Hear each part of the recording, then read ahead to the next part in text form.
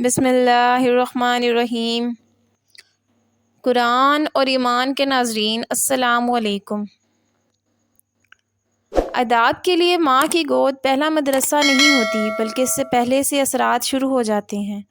یہ دین اسلام کا حسن ہے، اس نے ہمیں نشاندہی کر دی، پہلے سے بتا دیا کہ فلاں جگہ سے اس کو جو ہے فلاں وطن سے اثرات آتے ہیں۔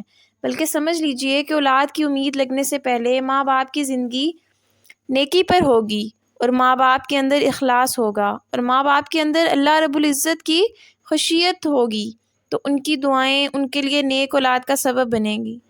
چنانچہ اس عمر سے ان کے اوپر اثرات ہوتے ہیں۔ چنانچہ ایک درویش کہیں جا رہے تھے، نہر کے کنارے کے اوپر بھوک بھی لگی ہوئی تھی، مگر کچھ کھانے کو بھی نہیں تھا، اللہ اللہ کی یاد میں جا رہے تھے۔ اس بھوک کے عالم میں انہوں نے جب نہر کے پانی کو دیکھا تو ایک سیب ان کو تیرتا ہوا نظر آیا۔ ان کو بھوک لگی ہوئی تھی، انہوں نے وہ سیب لے لیا اور کھا لیا۔ جب کچھ پیٹ میں چلا گیا تو پھر خیال آیا، یہ سیب میرا تو نہیں، معلوم نہیں کہ کس خدا کے بندے کا تھا، میں نے تو بلا اجازت سیب کھا لیا، قیامت کے دن کیا جواب دینا پڑے گا؟ اب پریشانی ہوئی۔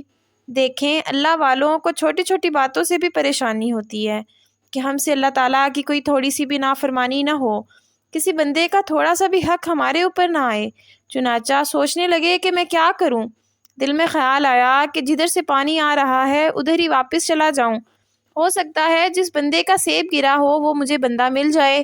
اب دعائیں مانگتے ہوئے ادھر ادھر جا رہے ہیں، آگے چلے، ان کو سیبوں کا ایک باغ نظر آیا، جس کے درختوں کی شاخیں نہر کے پانی کے اوپر تک پھیلی ہوئی تھی۔ یہ سمجھ گئے کسی پرندے نے یہ سیب گرایا ہوگا اور وہ پانی میں بہتا ہوا مجھے ملا اور میں نے کھا لیا۔ چلو اس باغ کے مالک سے میں معافی مانگ لیتا ہوں، میرے پاس پیسے تو نہیں۔ یہ باغ کے مالک کو ملے اور ان کو جا کر بتایا کہ میں بھوکا تھا اور ایک سیب نظر آیا، وہ میں نے کھا لیا۔ کھانے کے بعد خیال آیا کہ یہ کسی کا حق میرے اوپر آ گیا ہے، اب یا تو مجھ سے مزدوری لے لیں، میرے پاس پیسے تو نہیں جو میں دے سکوں، یا پھر مجھے معاف کر دیں۔ اس باغ کے مالک کو پتہ نہیں کیا سوجی، کہا کہ ہاں میں آپ کو معاف نہیں کروں گا، میں آپ سے قیامت کے دن اپنا حق مانگوں گا۔ وہ درویش ان سے منت سماجت کرنے لگا کہ بھائی مجھ سے غلطی ہو گئی، اللہ کے لیے مجھے معاف کر دو، اگر معاف نہیں کرتے تو مجھ سے یا کوئی مشقت یا مزدوری لے لو۔ باغ کا مالک کہنے لگا، اچھا میں معاف تو نہیں کرتا، مگر میں مشقت اور مزدوری لوں گا۔ درویش کہنے لگے کہ کون سا کام کرواؤ گے؟ میں کرنے کے لیے تیار ہوں۔ دنیا کی تکلیفیں اٹھانا آسان ہے، آخرت کی تکلیف اٹھانا بڑا مشکل کام ہے۔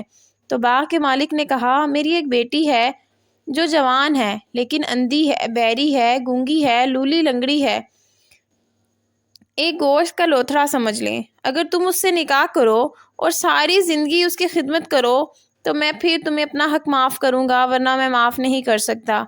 اب یہ بیچارے سوچتے، پھر دل میں خیال آیا کہ اس طرح کی زندہ لاش سے نکاح کر لینا اور ساری زندگی اس کی خدمت کرنا آسان ہے، لیکن قیامت کے دن کسی بندے کے حق کا جواب دینا بڑا مشکل کام ہے۔ چنانچہ آمادہ ہو گئے، وقت طے ہوا، نکاح ہو گیا۔ نکاح کے بعد رخصتی ہوئی۔ جب یہ پہلی رات اپنی بیوی کو ملنے کے لیے تشریف لے گئے، دیکھتے ہیں کہ انتہائی خوبصورت تھی، کہ جیسے کوئی حور ہو، جس کی آنکھیں اچھی، زبان اچھی، کان اچھے، ہاتھ پاؤں اچھے، وہ دلہن بن کر بیٹھی ہوئی ہے۔ انہوں نے سلام کیا، پوچھا کہ آپ باغ کے مالک کی بیٹی ہیں؟ کہنے لگی کہ جی۔ پوچھا آپ کی کوئی اور بہن بھی ہے؟ اس نے کہا نہیں، میں اپنے باپ کی ہی بیٹی ہوں۔ بڑے حیران ہوئے اور دل میں سوچتے رہے۔ اس کے والد نے مجھے تفصیلات تو کچھ اور بتائی تھیں، اور یہ تو اتنی پیاری خوبصورت بیوی کہ انسان تصور بھی نہیں کر سکتا۔ میاں بیوی کی رات اچھی گزر گئی۔ اگلے دن ان کے سسر سے ملاقات ہوئی تو سسر صاحب نے سلام کے بعد فوراً پوچھا، سنائیں کہ آپ نے اپنے مہمان کو کیسا پایا؟ کہنے لگے، جی آپ نے تو بتایا تھا کہ وہ اندھی ہے، بہری ہے، گونگی ہے، لولی ہے اور لنگڑی بھی ہے، اور میرے ذہن میں تو یہ دھیان تھا، لیکن میری بیوی وہ تو بالکل صحیح سلامت، تندرست، بلکہ اتنی خوبصورت کہ لاکھوں میں ایک ہے، یہ کیا معاملہ ہے؟ تو اس وقت اس کے باپ نے کہا کہ وجہ یہ ہے کہ یہ میری بیٹی قرآن کی حافظہ ہے، حدیث کی بھی حافظہ ہے، اس نے ساری زندگی تقوی و طہارت کے ساتھ گزاری، کبھی اس نے غیر محرم پر نگاہ نہیں اٹھائی، میں نے اس لیے کہا کہ یہ اندھی ہے، کبھی غیر محرم سے کلام نہیں کیا۔ میں نے کہا یہ گونگی ہے، کبھی اس نے بغیر اجازت گھر سے باہر قدم نہیں رکھا۔ میں نے کہا یہ لنگڑی ہے۔ یہ اس طرح کے پاک زندگی گزارنے والی میری بیٹی اتنی خوبصورت تھی، میرا دل چاہتا تھا کہ اس کا خاوند ایسا ہو جس کے دل میں اللہ کا ڈر ہو، اس لیے کہ بیوی کے حقوق وہی اچھے طریقے سے پورے کر سکتا ہے جس کے دل میں اللہ کا ڈر ہو۔ اسی لیے سورۃ النساء کو پڑھ کر دیکھیے، ہر چند آیتوں کے بعد اللہ تعالیٰ فرماتے ہیں وَاتَّقُوا اللَّهَ وَاتَّقُوا اللَّهَ وَاتَّقُوا اللَّهَ۔ یہ جو تقویٰ کو اختیار کرنے کا حکم دیا، اللہ تعالیٰ جانتے ہیں کہ تقویٰ کے بغیر میاں بیوی تعلقات میں توازن نہیں رکھ سکتے۔ یہ پرہیزگار انسان ہی ہو سکتا ہے جو بیوی کے حقوق ٹھیک ٹھیک ادا کرے اور کمی نہ آنے دے۔ لہٰذا وہ کہنے لگے کہ میرے دل میں یہ تھا کہ جس کے دل میں تقویٰ ہو، خدا کا خوف ہو، اس کو میں اپنی بیٹی کے لیے خاوند کے طور پر چن لوں۔ جب آپ میرے پاس ایک سیب کی معافی مانگنے کے لیے آئے تو میں پہچان گیا کہ آپ کے دل میں اللہ کا خوف ہے، اس لیے میں نے آپ کا نکاح اپنی بیٹی سے کر دیا۔ یہ اتنا نیک باپ تھا اور اتنی نیک ماں تھی، اللہ نے ان کو ایک بیٹا عطا فرمایا، انہوں نے اس کا نام عبدالقادر رکھا، اور یہ وہ عبدالقادر بچہ تھا جو بڑا ہو کر عبدالقادر جیلانی بنا۔ تو جب ماں ایسی ہوتی ہے، باپ ایسا ہوتا ہے، تو پھر بیٹا بھی اولیاء کا بادشاہ بنا کرتا ہے۔ تو ماں باپ کے اثرات پہلے سے ہی ان کی دعاؤں کے اثرات بچوں کے اوپر منتقل ہوتے ہیں۔ اس لیے یہ ذہن میں رکھنا کہ جی ماں کی گود بچے کی پہلی مدرسہ ہے۔